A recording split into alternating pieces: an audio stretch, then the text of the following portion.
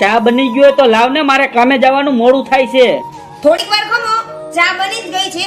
City થાય ને એટલી જ વાર. બોલો, ચા માં સીટ્યું આવી તેનું ની મારે તો સીટ્યું જ વાગે.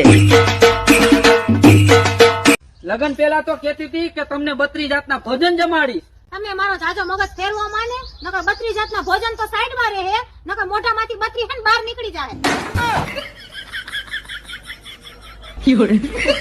આ તો હું હારી છું કે ગરમ ગરમ રોટલી બનાવીને ખવડાવું છું. બીજી કોક લાયા હોત ને તો ખબર પડે. હવે એ તો હું બીજી લાવું તો ખબર પડે.